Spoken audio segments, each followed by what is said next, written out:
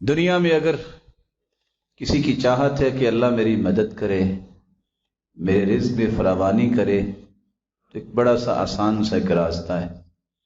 سعد رضی اللہ تعالیٰ عنہ کو اللہ نے مال بڑا دیا تھا، تو آپ نے بلا کے کہا ابغونی فی ضعفائکم فإنما تنصرون وترزقون بضعفائکم۔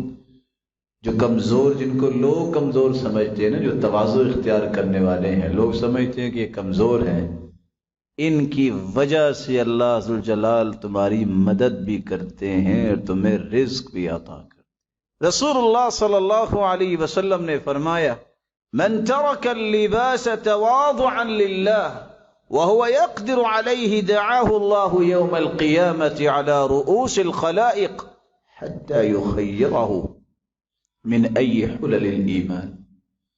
اگر کسی کے پاس لباس پہننے کی طاقت ہے لیکن وہ لباس دوسروں کو دے دیتا ہے کہ ان کے پاس تو ہے ہی نہیں، میرے پاس تو کچھ ہے، طاقت ہے اس کے پاس، لیکن وہ اللہ کی رضا کو مقدم کر کے لوگوں کو دے دیتا ہے، اللہ قیامت کے دن سب کے سامنے فرمائیں گے ایمان کا لباس جو تمہیں پسند ہے نا جنت میں اجازت دیتا ہوں وہ تیری پسند کے مطابق تمہیں لباس دیا جائے۔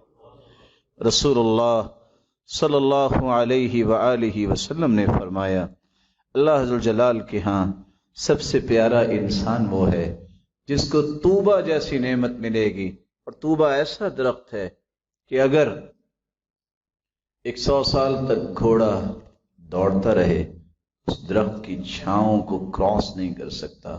یہ وہ شخص ہے، اس کو اگر کھڑا کر دیا جائے کہ آپ نے پانی پلانا ہے، کہتے ہیں میں پانی پلاؤں۔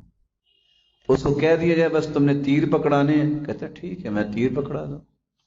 اجر میں بھی برابری ہے، لیکن قیامت کا دن ہوگا یہ سعادت، یہ خوش نصیبی، یہ بختوری اور اتنی بڑی جنت کا مالک بن جائے گا۔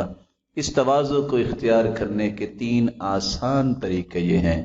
سب سے پہلے اپنے آپ کو پہچانیے آپ کون ہیں۔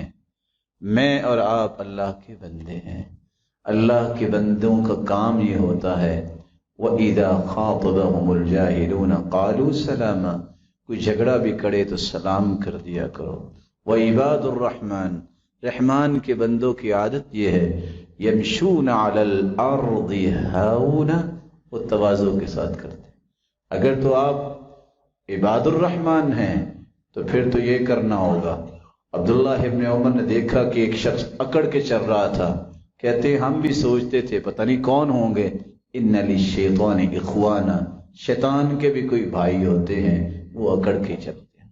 دوسرا طریقہ جس سے آپ تواضع اختیار کر سکتے ہیں، رسول اللہ صلی اللہ علیہ وسلم کے صحابہ ہر وقت اپنے آپ کو بابوز رکھنے کی کوشش کیجیے۔